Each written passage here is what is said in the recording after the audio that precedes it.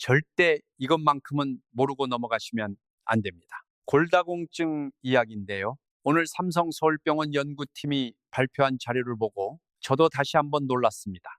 올 한 해 우리나라에서 골다공증으로 인한 골절 환자가 300명 이상 발생했는데 그중 87%가 자신에게 골다공증이 있다는 사실을 전혀 몰랐다고 합니다.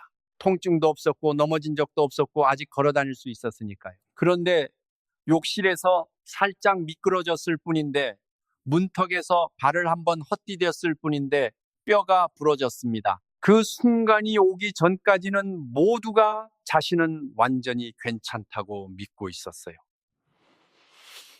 이게 정말 무서운 부분입니다. 많은 분들이 궁금해 하십니다. 왜 뼈는 약해지고 있는데도 아무런 신호가 없는 걸까요? 오늘 저는 여러분과 함께 이 질문에 답하고 더 나아가 우리 뼈를 지키는 방법까지 하나씩 말씀드리겠습니다. 총 9가지 이야기를 드릴 텐데요. 골다공증의 정체, 뼈가 약해지는 진짜 이유, 뼈를 돕는 음식과 뼈를 망가뜨리는 습관, 올바른 보충 방법, 그리고 움직임과 집 안전까지 다 말씀드리겠습니다. 자리 편하게 하시고 천천히 따라오세요. 우리 모두는 나이가 들수록 피부에 주름이 생긴다는 사실을 받아들입니다. 머리카락이 점점 새어지고 시력이 달라지고 근육이 젊을 때 같지 않게 된다는 것도 알고 있어요. 그런데 유독 뼈에 대해서는 많은 분들이 꽤 위험한 믿음을 가지고 있습니다. 통증이 없고 넘어지지 않았고 아직 걸어 다닐 수만 있으면 내 뼈도 아직 괜찮을 거라고 생각하는 거예요. 바로 그 지점 때문에 너무 쉽게 방심하게 됩니다. 뼈는 말을 하지 않거든요. 그저 조용히 변해갈 뿐이에요. 자, 첫 번째 이야기입니다. 골다공증이란 무엇인지 제대로 알아봅시다. 가장 쉽게 말하면 뼈 안쪽에 틀이 점점 성기고 비어가고 약해지는 상태입니다. 많은 분들은 골다공증을 뼈에 눈에 보이는 커다란 구멍이 뚫리는 것처럼 상상하세요. 하지만 실제 모습은 그보다 훨씬 더 미묘합니다. 뼈 안쪽에는 원래 그물망 같은 구조가 있어요. 젊을 때는 그 그물망이 촘촘하고 단단해서 힘을 잘 버팁니다. 그러나 나이가 들수록 그 안에 작은 빈틈들이 점점 넓어지지요. 겉으로는 아무것도 보이지 않아요. 뼈는 여전히 그 자리에 있고 모양도 겉보기에는 그대로지만 버티는 힘은 더 이상 예전과 같지 않게 됩니다. 바로 그래서 어떤 분은 욕실에서 살짝 미끄러졌을 뿐인데 어떤 분은 문턱에서 발을 한번 헛디뎠을 뿐인데도 결과가 생각보다 훨씬 크게 나타나게 되는 거예요.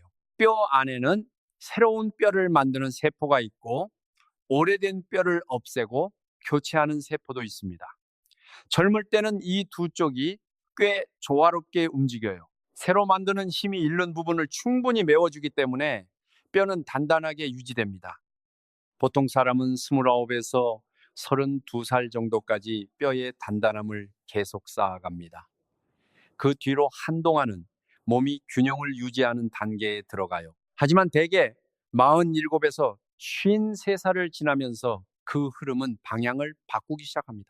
없어지는 것이 보충되는 것보다 많아지기 시작하는 거죠. 수리하는 사람은 점점 줄어드는데 낡아지는 부분은 더 빨라지는 때와 같습니다. 자, 첫 번째 정리입니다.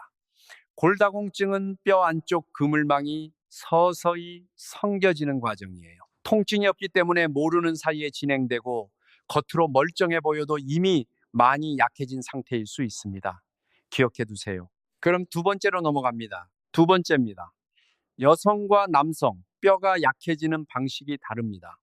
여성에게는 이 변화가 더 분명하게 나타나는 경우가 많아요. 폐경과 관련이 있기 때문이에요. 호르몬이 달라지면 뼈도 큰 영향을 받습니다. 많은 여성들은 폐경을 단지 열감이나 기분 변화 정도로만 생각하세요. 하지만 가장 중요하면서도 조용한 변화 가운데 하나는 바로 뼈에서 일어납니다. 삼성서울병원 연구팀에 따르면 어떤 분들은 폐경 후 몇 년 사이에 골밀도가 매우 빠르게 떨어지는데도 본인은 전혀 알아차리지 못한다고 해요. 저는 천안에 사시는 서영수님을 만났습니다. 66살이시고 오랫동안 약사로 일하시다가 퇴직하신 분이에요. 서영수님은 오랫동안 약국에서 일하셨으니 건강에 대해 누구보다 잘 아신다고 생각하셨어요. 그런데 정기검진에서 골밀도 검사 결과를 받아보시고 깜짝 놀라셨습니다. 이미 골감소증 단계로 들어서 있었거든요. 아니, 더 충격적인 건 아무 증상이 없으셨다는 거예요. 서영수님이 이렇게 말씀하셨어요. 뭔가 증상이 있으면 내가 먼저 알아차릴 줄 알았는데 뼈가 약해지는 건 정말 아무 신호도 없더라고요. 그 말씀이 오래 기억에 남습니다. 남성은 여성처럼 갑작스러운 변화를 겪지 않지만 그렇다고 해서 안전하다는 뜻은 아닙니다. 남성의 뼈도 나이가 들수록 점점 약해져요. 게다가 나이가 많은 남성들 가운데는 오랫동안 흡연을 했거나 술을 자주 마시거나 움직임이 적거나 식사가 불균형한 경우가 많습니다.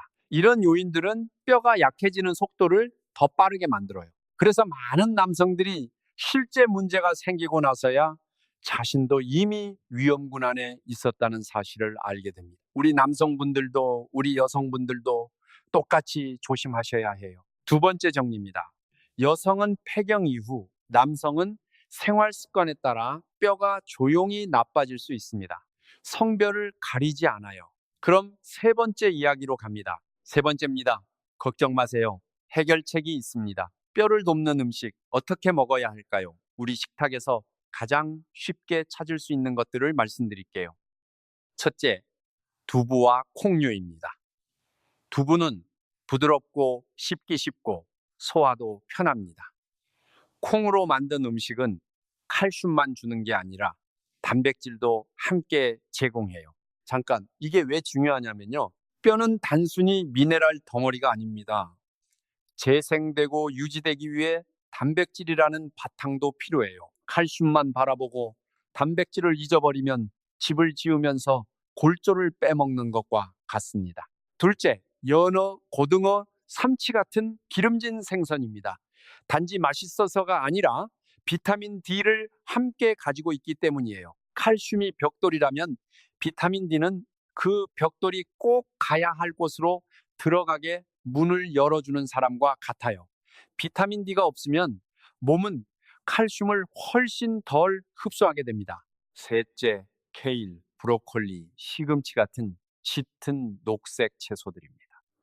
많은 분들이 뼈를 떠올릴 때 우유나 생선은 생각하지만 푸른 채소는 자주 잊으세요. 이 식품군은 몸이 칼슘을 더 잘 처리하고 더 올바른 방향으로 쓰도록 돕는 성분도 함께 가지고 있습니다. 살짝 데치거나 가볍게 삶아 드시면 더 좋아요. 멸치는요? 맞습니다. 많은 분들이 멸치를 떠올리시죠. 칼슘이 많은 건 사실입니다. 그런데 너무 짜게 먹으면 나트륨이 칼슘을 소변으로 끌고 나갑니다. 결국 채워놓고 있다고 생각하지만 동시에 다른 길로 흘려보내고 있는 셈이에요. 그래서 좋은 음식도 방식이 중요합니다. 달걀도 드려야겠네요. 노른자에 천연 비타민 D가 들어 있습니다. 많은 분들이 콜레스테롤 걱정에 노른자를 식탁에서 지워버리세요. 이해합니다. 하지만 노년의 몸은 계속 빼기만 한다고 건강해지지 않아요. 삶은 달걀 한 개, 찐 달걀 한 그릇, 만들기 쉽고 먹기 쉽고 피곤한 날에도 부담 없이 드실 수 있어요. 삼성서울병원 영양연구팀이 정리한 내용에 따르면 이런 식품군들을 꾸준히 조합해서 드신 분들은 그렇지 않은 분들보다 골밀도 유지에 훨씬 유리한 결과를 보였습니다. 특별히 비싸거나 낯선 음식이 아니에요. 우리 식탁에 원래부터 있던 음식들입니다. 다만 의식적으로 자주 올려주는 게 중요합니다. 세 번째 정리입니다. 두부와 콩류, 기름진 생선, 짙은 녹색 채소, 달걀. 이것들이 우리 뼈를 위한 식탁의 기본입니다. 그럼 네 번째 이야기로 넘어갑니다. 네 번째입니다. 뼈를 조용히 약하게 만드는 식습관. 첫 번째, 너무 짜게 먹는 겁니다. 나이가 들수록 미각은 변해요. 어떤 분들은 싱겁게 먹으면 입맛이 없다고 느끼고 밥상이 맛이 없어진 것 같다고 하세요. 그 마음 충분히 이해합니다. 하지만 많은 분들은 짜게 먹는 것이 혈압 문제라고만 생각하세요. 그것도 맞는 말이지만 뼈와도 직접적으로 연결되어 있습니다. 몸 안에 나트륨이 너무 많아지면 신장은 그것을 밖으로 내보내기 위해 더 많이 일해야 해요. 그리고 그 과정에서 칼슘도 소변을 따라 쉽게 빠져나가게 됩니다. 다시 말해 여러분은 단지 더 짜게 먹고 있는 게 아닙니다. 뼈가 꼭 붙잡아 두어야 할 것을 몸이 조용히 흘려보내게 만들고 있는 거예요. 칼슘을 꾸준히 챙기고 생선도 더 먹고 뼈를 잘 돌보고 있다고 생각하지만 정작 매일의 식사 안에서 다른 길로 칼슘이 빠져나가게 하고 있는 겁니다. 한 끼쯤은 괜찮을 수 있어요. 하지만 몇 년이 쌓이면 달라집니다. 뼈는 말을 하지 않지만 조금씩 손해를 보고 있어요. 네 번째 정리입니다. 짜게 먹으면 나트륨이 칼슘을 소변으로 끌고 나갑니다. 간을 조금씩 줄이는 것. 그것이 뼈를 위한 아주 실질적인 첫걸음이에요. 그럼 다섯 번째로 갑니다. 다섯 번째입니다. 뼈를 조용히 약하게 만드는 식습관. 두 번째, 탄산 음료입니다. 여기까지 들으시고 웃는 분들도 계실 것 같아요. 나는 많이 마시는 것도 아니고 하루에 한 캔 뿐이라고요.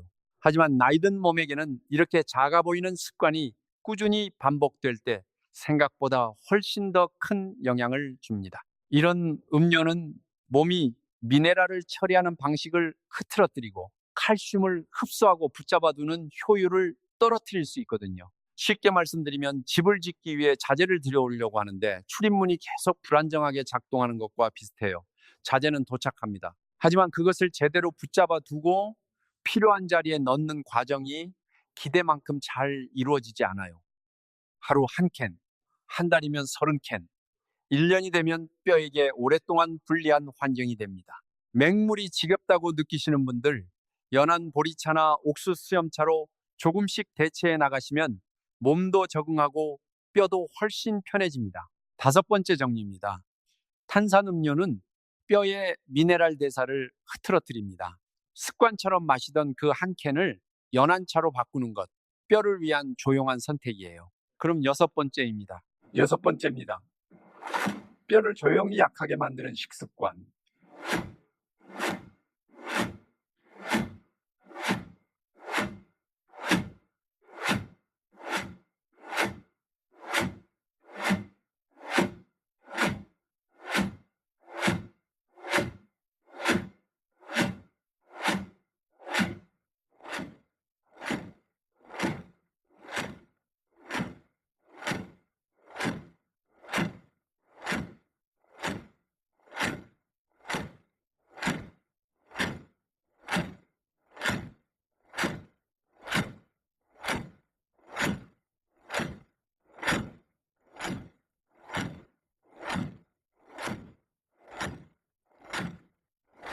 커피는 이미 많은 어르신들의 일상에서 아주 익숙한 동반자가 되었기 때문에 이 말씀이 좀 가슴 아프실 수도 있어요. 하루에 작은 잔으로 한두 잔 정도는 많은 분들에게 아주 큰 문제가 되지 않을 수 있습니다. 하지만 양이 점점 늘어나고 피곤할 때마다 졸릴 때마다 커피가 해결책이 되기 시작하면 몸은 서서히 그 대가를 치르게 돼요. 커피를 너무 많이 마시면 몸이 칼슘을 붙잡아 두고 흡수하는 일이 예전처럼 순조롭지 않을 수 있습니다. 그뿐만이 아니에요. 커피를 많이 마시는 분들은 물을 덜 마시는 경우가 많고 밤잠이 얕아지고 다음날 더 피곤해져서 다시 커피를 찾게 되는 반복이 생겨요.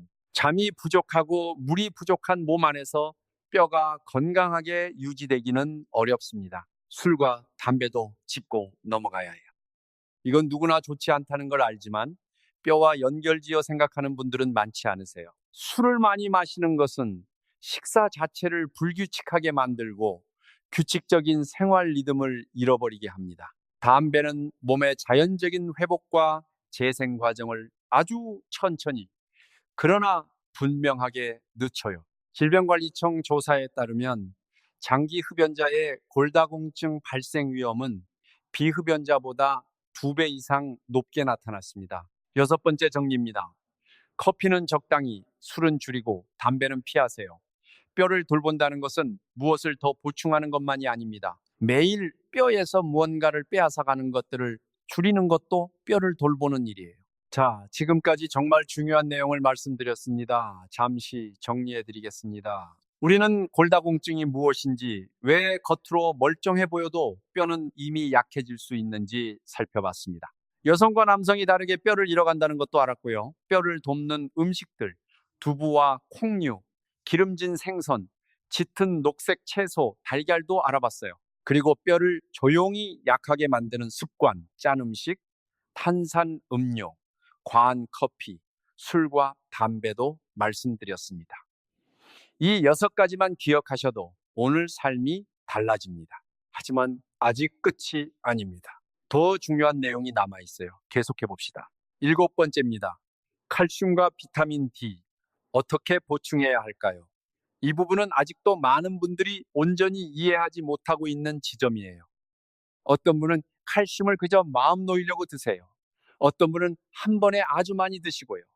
또 어떤 분은 칼슘 알약만 바라보다가 비타민 D는 아예 잊어버립니다. 하지만 그런 방식들이 꼭 기대하는 효과를 가져오는 것은 아니에요. 첫 번째 원칙은 칼슘은 많이 먹을수록 좋은 게 아니라는 점입니다. 몸은 한 번에 흡수할 수 있는 양의 한계가 있어요. 한꺼번에 너무 많이 먹는다고 해서 뼈가 더 빨리 단단해지는 것은 아닙니다. 오히려 배가 더 불편해지고 변비가 심해질 수 있어요. 그래서 하루 동안 나누어 드시는 편이 훨씬 현실적입니다. 먹고 나서 속이 불편하거나 몸에 맞지 않는 느낌이 든다면 억지로 계속 드시면 안 돼요. 방식도 바꾸고 시간도 바꿔보세요. 그리고 비타민 D에 대해서는 정말 분명하게 말씀드리고 싶어요. 이 부분이 바로 너무 많은 분들이 부족한 채로 지나가고 있는 부분입니다. 질병관리청 조사에 따르면 우리나라 65살 이상 어르신의 73% 가까이가 비타민 D 부족 또는 결핍 상태입니다.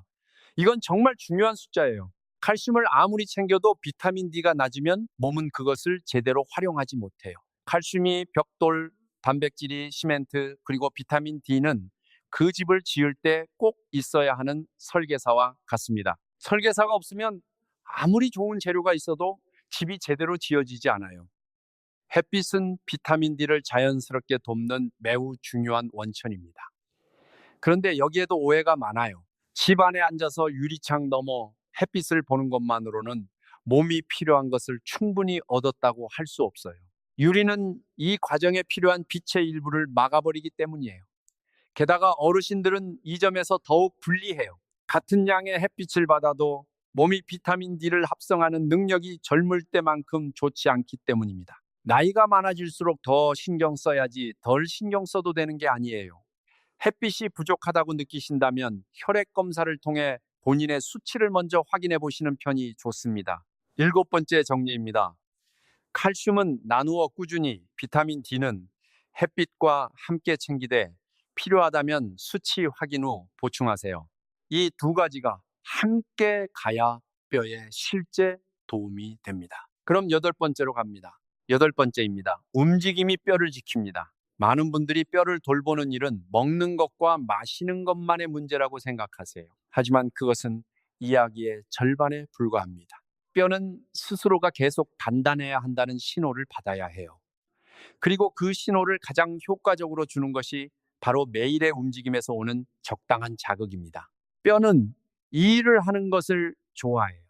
여러분이 걷고 일어나고 계단을 오르고 완만한 경사를 따라 걸을 때마다 뼈는 자신이 여전히 필요하다는 신호를 받습니다.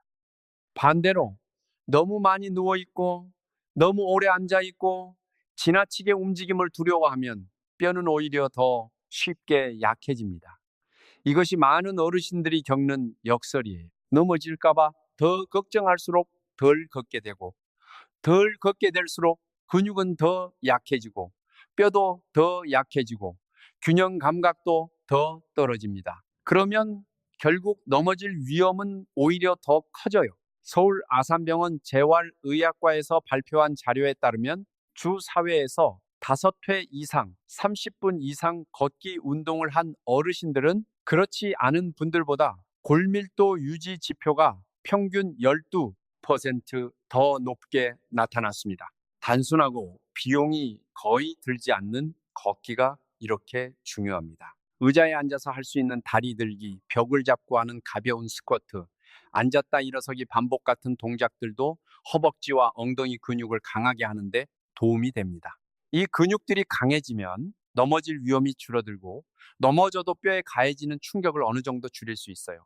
근육이 뼈를 보호해주는 역할을 하기 때문입니다. 다만 무조건 강하게 운동한다고 해서 좋은 것은 아니에요. 몸을 지나치게 많이 숙이는 동작, 척추에 큰 압박을 주는 운동은 이미 뼈가 약해진 분들에게는 좋은 선택이 아닐 수 있습니다.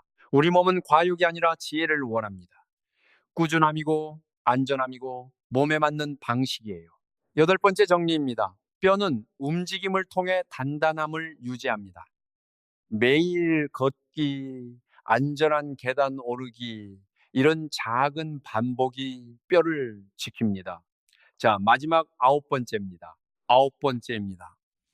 집안의 안전, 가장 가까운 곳에서 시작하세요. 저는 아주 일상적인 한 가지에서 잠시 멈추고 싶어요. 많은 분들이 낙상은 밖에서 일어나는 일이라고 생각하세요. 비 오는 날, 눈이나 얼음이 있는 날, 미끄러운 곳에서 생기는 일이라고요. 하지만 실제로 많은 낙상은 가장 익숙한 장소, 바로 자기 집에서 일어나요. 침대에서 화장실까지 가는 한밤중의 동선은 아주 대표적인 예입니다. 막 잠에서 깨어 머리는 아직 몽롱하고 눈은 빛에 아직 익숙하지 않고 다리도 완전히 안정되지 않은 상태에서 전선 하나, 들떠있는 카펫 모서리 하나, 약간 높은 문턱 하나, 축축한 욕실 바닥 하나만 있어도 큰 일로 이어질 수 있어요. 더 안타까운 것은 그런 것들이 모두 낮에는 눈에 잘 띄지 않을 정도로 작다는 점입니다. 하지만 밤에는 균형을 잃는 단 한순간에 그것이 함정이 될 수 있어요. 그래서 뼈를 돌본다는 것은 단지 약이나 음식, 걷기의 문제가 아닙니다. 지나가는 길을 깔끔하게 정리하고 욕실에는 미끄럼 방지 매트를 깔고 밤에 일어났을 때 불빛이 충분하도록 하고 복도에 물건을 어지럽게 두지 않는 것도 포함됩니다. 이런 아주 사소해 보이는 변화들이 때로는 값비싼 보충제 하나보다 더 귀할 수 있어요. 우리 가족들에게도 말씀드리고 싶어요. 부모님 집을 방문하셨을 때 잠깐 눈을 돌려보세요. 욕실 바닥에 매트가 있는지, 밤에 다니는 길에 불빛이 충분한지, 이런 것들을 확인해 드리는 것이 영양제 한 통을 사 드리는 것만큼 어쩌면 그보다 더 가치 있는 일일 수 있습니다. 아홉 번째 정리입니다. 낙상은 밖보다 집 안에서 더 자주 일어납니다. 미끄럼 방지 매트, 충분한 조명, 정리된 통로. 오늘 확인해 보세요. 비용이 거의 들지 않지만 그 효과는 정말 큽니다. 이제 아까 말씀드린 음식 이야기를 좀 더 깊이 들어가 보겠습니다. 뼈를 위한 식탁이 생각보다 훨씬 풍성하거든요. 많은 분들이 뼈 이야기를 들으면 제일 먼저 우유를 떠올리십니다. 그것은 틀린 생각이 아니에요. 우유와 유제품은 매우 가치 있는 칼슘 공급원입니다. 요구르트와 치즈도 좋은 선택이 될 수 있어요. 특히 생우유를 마신 뒤 속이 불편하신 분들에게 더 그렇죠. 하지만 우유만이 유일한 길은 아닙니다. 한국의 많은 고령층은 우유를 마신 뒤 배가 끓거나 불편함을 느끼시기도 해요. 몸에 맞지 않는 방식을 억지로 계속하면 아주 빨리 포기하게 됩니다. 그런 경우에는 요구르트나 다른 칼슘이 풍부한 식품이 더 편한 길이 될 수 있어요. 작은 새우나 껍질째 먹을 수 있는 해산물도 말씀드리고 싶어요. 이런 식품들은 늘 식탁에서 조용한 자리에 머물러 있잖아요. 어떤 때는 그저 곁들임 반찬이고 어떤 때는 죽이나 국에 살짝 더하는 재료에 불과합니다. 하지만 조금만 다르게 보면 이것은 아주 현실적인 칼슘 공급원이 될 수 있어요. 죽에 넣어 끓이거나 곱게 갈아서 밥이나 찐 두부 위에 살짝 뿌리는 방식이 좋습니다. 씹는 힘이 약해진 어르신들에게는 특히 현실적인 방법이에요. 다만 너무 짜지 않게 활용하는 것이 중요하다는 점 잊지 마세요. 버섯도 빠뜨릴 수 없습니다. 버섯은 자주 과소평가되는 식품이에요. 많은 분들이 부드럽고 향이 좋고 요리하기 쉬워서 드시지만 뼈 건강과 연결해서 생각하는 경우는 많지 않습니다. 하지만 일부 버섯은 햇볕에 잘 말리거나 잠시 햇빛을 받게 하면 비타민 D를 보충하는데 도움을 줄 수 있어요.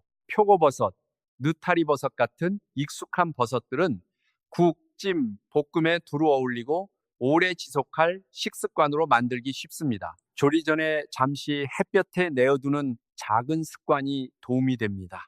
이런 디테일은 삶을 복잡하게 만들지 않으면서도 식사를 훨씬 더 똑똑하게 만들어줘요. 씨앗류도 생각해 보세요. 검은 깨, 치아시드, 아마씨 같은 것들이에요. 많은 어르신들이 이 식품군 앞에서 망설이십니다. 딱딱할 것 같고 소화가 안 될 것 같다고요. 하지만 제대로 활용하면 씨앗류는 뼈에 꽤 귀한 도움을 줄 수 있어요. 칼슘 때문만이 아니에요. 마그네슘과 좋은 지방도 함께 들어있기 때문입니다. 뼈는 단지 재료만 필요한 게 아니라 염증이 덜한 환경과 안정된 미네랄 대사도 필요해요. 검은 깨는 한국인에게 낯설지 않아요. 두부에도 들어가고 가루로도 쓰이고 밥 위에 뿌리기도 하고 음료에 넣기도 합니다. 치아시드와 아마씨는 불리거나 가볍게 갈아서 밥, 요거트, 아침 음료에 더할 수 있어요. 이런 방식은 식사를 무겁게 만들지 않으면서도 의미 있는 영양을 보충하게 해줍니다. 오늘은 검은 깨 조금, 내일은 두부가 들어간 국 조금, 그 다음 날은 고등어 한 토막. 바로 그런 부드러운 반복이 차이를 만들어요. 음식의 조합도 중요합니다. 두부를 먹을 때 참기름을 조금 두르면 지용성 성분들이 더 잘 흡수돼요. 브로콜리를 먹을 때 올리브유나 참기름을 살짝 더하면 역시 마찬가지예요. 생선을 먹을 때 채소와 함께 먹으면 영양 균형이 더 좋아집니다. 이런 작은 지식들이 식탁을 훨씬 더 스마트하게 만들어줘요. 그리고 한 가지 꼭 기억하세요. 뼈를 위한 식사가 맛이 없을 필요는 없습니다. 두부는 순두부찌개가 될 수 있고, 고등어는 고등어 조림이 될 수 있고, 브로콜리는 참기름 무침이 될 수 있어요. 우리가 이미 좋아하는 음식들 안에 뼈를 위한 재료가 가득 들어 있습니다. 이제 골밀도 검사에 대해서도 한 말씀 드리겠습니다. 누가 골밀도를 더 일찍 적극적으로 검사해야 하는가요? 여러분이 폐경을 지난 여성이라면 많은 분들이 생각하는 것보다 훨씬 더 일찍 골밀도에 관심을 가지셔야 합니다. 예전에 뼈가 부러진 적이 있다면 그것이 아주 심한 낙상이 아니었다 해도 그것은 매우 주의해서 봐야 할 신호예요. 가족 중에 뼈가 약해 골절을 겪은 사람이 있다면 여러분이 지나치게 마른 편이거나 오랫동안 식사를 아주 적게 해왔다면 이런 모든 조건은 조기 검사를 받는 것이 더 타당하다는 뜻이 됩니다. 삼성 서울병원에서 발표한 가이드라인에 따르면 65살 이상 여성은 증상이 없더라도 1년에 한 번 골밀도 검사를 받는 것이 권장됩니다. 남성은 70살 이상이거나 위험 요인이 있는 경우에 더 적극적으로 검사를 고려하셔야 해요. 30분도 걸리지 않는 검사예요. 그 한 번이 여러분의 10년을 바꿀 수 있어요. 그리고 우리 가족 중 더 젊은 분들에게도 한마디 드리고 싶어요. 뼈는 단지 나이가 들어서만 약해지는 게 아닙니다. 아직 아주 젊은데도 극단적인 다이어트와 체중에 대한 지나친 두려움 때문에 오랫동안 영양이 부족한 상태로 지내면서 자기 뼈를 스스로 약하게 만든 분들이 있어요. 어르신이 자녀와 손주를 걱정하는 것은 당연합니다. 그리고 뼈에 관한 문제에서는 그런 걱정이 충분히 타당해요. 우리 뼈를 위한 가장 좋은 선물은 세 가지를 균형 있게 꾸준히 실천하는 겁니다. 첫째, 올바른 음식을 자주. 둘째, 비타민 D와 칼슘을 제대로 챙기는 것. 셋째, 매일 조금씩 움직이는 것. 이 세 가지가 함께 가야 진짜 효과가 나요. 어느 하나만 집중해서는 충분하지 않아요. 우리 몸은 연결되어 있거든요. 근육이 약해지면 뼈에 더 많은 부담이 가요. 뼈가 약해지면 근육도 그것을 감지하고 더 긴장하게 됩니다. 그래서 뼈와 근육을 함께 생각해야 합니다. 잠깐 하나만 더 말씀드릴게요. 오늘 말씀드린 것들을 한 번에 다 바꾸려고 하시면 힘드실 수 있어요. 처음부터 완벽하게 하려고 하지 마세요. 오늘 아침 식탁에 달걀 하나를 더하는 것. 오늘 점심에 두부 한 모를 더하는 것. 오늘 저녁 산책을 10분 더하는 것. 오늘 밤 자기 전에 화장실 가는 길에 야간등 하나를 켜두는 것. 바로 그런 아주 작은 선택들이 내일의 여러분을 만들어요. 우리는 큰 변화보다 작은 꾸준함으로 달라집니다. 뼈도 똑같아요. 오늘 하신 한 가지 선택이 내일의 건강한 발걸음이 될 겁니다. 자, 지금까지 9가지 이야기를 모두 말씀드렸습니다. 마무리로 전체를 한번 정리해 드리겠습니다. 첫 번째, 골다공증은 뼈 안쪽 그물망이 서서히 성겨지는 과정입니다. 통증이 없기 때문에 모르는 사이에 진행되고 겉으로 멀쩡해 보여도 이미 많이 약해진 상태일 수 있어요. 두 번째, 여성은 폐경 이후 뼈가 빠르게 약해질 수 있고 남성도 생활 습관에 따라 뼈가 조용히 나빠질 수 있습니다. 우리 모두 예외가 없어요. 세 번째, 뼈를 돕는 음식은 두부와 콩류, 기름진 생선, 짙은 녹색 채소, 달걀입니다. 특별히 비싸거나 낯선 음식이 아니에요. 우리 식탁에 원래부터 있던 음식들이에요. 다만 의식적으로 자주 올려주는 게 중요합니다. 네 번째, 짜게 먹으면 나트륨이 칼슘을 소변으로 끌고 나갑니다. 간을 조금씩 줄이는 것이 뼈를 위한 첫걸음이에요. 다섯 번째, 탄산 음료는 뼈의 미네랄 대사를 흐트러뜨립니다. 여섯 번째, 커피는 적당히, 술은 줄이고, 담배는 피하세요. 매일 뼈에서 무언가를 빼앗아 가는 것들을 줄이는 것도 뼈를 돌보는 일입니다. 일곱 번째, 칼슘은 나누어 꾸준히, 비타민 D는 햇빛과 함께 챙기되 필요하다면 수치 확인 후 보충하세요. 여덟 번째, 뼈는 움직임을 통해 단단함을 유지합니다. 매일 걷기, 안전한 계단 오르기. 아홉 번째, 낙상은 밖보다 집 안에서 더 자주 일어납니다. 미끄럼 방지 매트, 충분한 조명, 정리된 통로. 오늘 확인해 보세요. 이 9가지가 모여서 여러분의 뼈를 지킵니다. 골다공증은 여러분을 무력하게 만드는 선고가 아닙니다. 하지만 그렇다고 해서 그냥 내버려 둘 수 있는 문제도 아니에요. 차이를 만드는 것은 여러분이 몇 살인가가 아닙니다. 오늘부터 관심을 갖기 시작하느냐, 아니냐. 뼈는 말을 하지 않습니다. 하지만 뼈는 기억해요. 너무 짰던 식사 하나하나를 기억합니다. 햇빛이 부족했던 날들을 기억해요. 여러분이 움직이기를 게을리했던 그 몇 달을 기억합니다. 동시에 여러분이 자신을 정성껏 돌보아준 순간들도 모두 기억해요.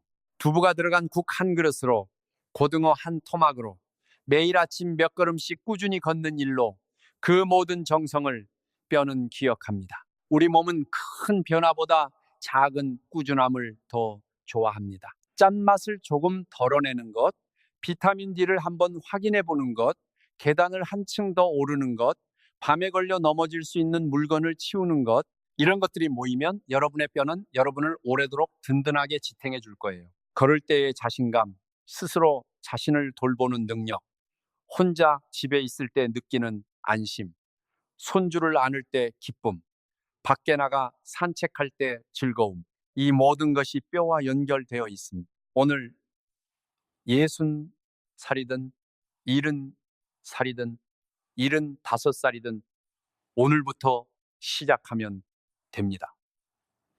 뼈는 우리가 관심을 갖기 시작하는 순간부터 반응합니다. 삼성 서울병원 연구팀의 장기 추적 연구에서도 생활 습관을 바꾼 분들은 나이에 상관없이 골밀도 수치가 안정되는 경향을 보였다고 합니다. 완전히 되돌릴 수는 없더라도 더 이상 빨리 나빠지지 않도록 막는 것만으로도 충분한 의미가 있어요. 우리가 자식을 위해서, 손주를 위해서 오랫동안 건강하게 살아있는 것, 그것이 가족에게 줄 수 있는 가장 큰 선물 가운데 하나입니다. 병원에 자주 가지 않아도 되는 것, 스스로 걷고, 스스로 밥을 챙기고, 스스로 바깥을 나다닐 수 있는 것, 그것이 진정한 건강한 노후예요. 오늘 여러분과 함께 나눈 이야기가 도움이 되셨으면 좋겠어요. 도움이 되셨다면 좋아요와 구독 부탁드립니다. 건강한 모습으로 가족과 오래 함께하고 싶으시다면 그 마음으로 응원해 주시면 감사하겠습니다. 댓글란 아래에 오늘 배우신 것 중에 가장 기억에 남는 것 하나만 적어주셔도 좋아요. 여러분의 뼈는 여러분이 생각하는 것보다 훨씬 더 강할 수 있어요. 다만 여러분이 뼈에게 필요한 것을 주어야 합니다. 올바른 음식, 적당한 움직임, 충분한 햇빛, 안전한 환경, 그리고 무엇보다 꾸준한 관심, 이것들이 모이면 여러분의 뼈는 여러분을 오래도록 든든하게 지탱해 줄 거예요. 늘 건강하시길 기도합니다. 여기서 한 가지 더 드리고 싶은 이야기가 있어요. 우리 주변을 돌아보시면 비슷한 나이에도 어떤 분은 훨씬 활기차게 사시고 어떤 분은 일찍부터 거동이 불편해지시는 경우를 보게 됩니다. 이 차이는 운이나 타고난 체질의 문제만이 아니에요. 오랫동안 쌓아온 작은 생활 습관들이 만들어낸 결과입니다. 우리 세대는 정말 고생을 많이 하셨어요. 자식 키우느라 내 몸을 뒤로 밀어두셨고 바쁘게 살다 보니 스스로를 챙길 여유가 없으셨을 겁니다. 그런데 이제는 우리 차례입니다. 자식들에게 걱정을 끼치지 않으려면, 손주들과 오래 함께 하려면 이제 우리 자신을 챙길 때예요. 뼈를 돌보는 것이 곧 가족을 위하는 일이기도 합니다. 골밀도 검사를 한 번도 받아보지 않으신 분들, 내일이라도 가까운 병원에 전화해서 예약해 보세요. 검사가 무섭거나 결과가 두렵다고 느끼시는 분들도 계실 거예요. 하지만 알고 나서 관리하는 것과 모르고 지내다가 갑자기 부러지는 것, 어떤 게 더 나을까요? 삼성 서울병원과 전국 주요 병원들에서 골밀도 검사는 간단히 받으실 수 있어요. 30분도 걸리지 않고 거의 통증도 없습니다. 1년에 한 번이면 충분해요. 그리고 이미 골다공증 진단을 받으신 분들께도 말씀드리고 싶어요. 진단을 받으셨다고 해서 이미 늦었다고 생각하지 마세요. 오히려 지금 알았으니 더 잘 관리할 수 있습니다. 약을 처방받으셨다면 규칙적으로 드시고 오늘 말씀드린 생활 습관들을 함께 실천하시면 진행 속도를 많이 늦출 수 있어요. 다음 검사에서 수치가 안정되었다는 말씀을 들으시는 분들이 정말 많습니다. 포기하지 마세요. 우리 몸은 우리가 생각하는 것보다 훨씬 더 잘 반응합니다. 오늘 이 자리를 함께 해주셔서 진심으로 감사드립니다. 긴 시간 함께 해주신 여러분께 깊이 감사드려요. 여러분이 이 영상을 끝까지 보신 것만으로도 이미 뼈를 위한 첫 번째 선택을 하신 겁니다. 정보를 알고 나서 무엇을 하느냐가 중요합니다. 오늘 저녁 식탁에서 한 가지라도 실천해 보세요. 내일 아침 걸을 때 조금 더 신경 써 보세요. 화장실 가는 길에 야간등 하나를 켜두는 것부터 시작해 보세요. 우리가 함께 건강해지는 그날까지 저도 계속 여러분 곁에서 좋은 정보를 나누겠습니다. 우리가 오늘 나눈 이야기들이 여러분의 삶 속에서 하나씩 실천으로 이어지기를 진심으로 바랍니다. 제가 오랫동안 많은 분들을 만나면서 느낀 것이 있어요. 건강을 잃고 나서야 비로소 건강이 얼마나 소중했는지 알게 되는 분들이 참 많습니다. 골절이 생긴 뒤에 병원 침대에 누운 뒤에야 비로소 그 전에 할 수 있었던 것들이 얼마나 귀한 것이었는지 느끼게 됩니다. 오늘 이렇게 뼈에 대해 이야기를 나눌 수 있는 기회가 있었다는 것, 그리고 여러분이 끝까지 함께 해주셨다는 것이 정말 감사합니다. 오늘부터 뼈에게 조금 더 관심을 주세요. 뼈는 그 관심을 기억할 거예요. 우리 모두 건강한 노후를 함께 만들어가기를 진심으로 응원합니다. 걷는 것이 두렵지 않은 노후, 혼자서도 당당하게 생활하는 노후, 손주들에게 체력으로 뒤지지 않는 노후, 그 모든 것이 오늘 우리가 나눈 이야기들에서 시작됩니다. 뼈 하나, 근육 하나, 습관 하나, 이것들이 쌓여서 여러분의 내일을 만들어요. 오늘 영상을 보신 것에 감사드리고 이 정보가 여러분의 삶에 실질적인 도움이 되기를 진심으로 바랍니다. 우리 모두 오래도록 건강하고 행복하게 지내요. 그리고 마지막으로 이것만 기억해 주세요. 우리 뼈는 우리가 오늘 무엇을 먹었는지, 오늘 얼마나 걸었는지, 오늘 얼마나 햇볕을 쬐었는지를 모두 기억합니다. 좋은 기억을 많이 만들어 주세요. 두부찌개 한 그릇, 고등어 조림 한 접시, 저녁 산책 20분, 욕실 매트 한 장, 이런 것들이 모여서 여러분의 뼈를 지키고 여러분의 노후를 빛나게 합니다. 우리 함께 건강해집시다.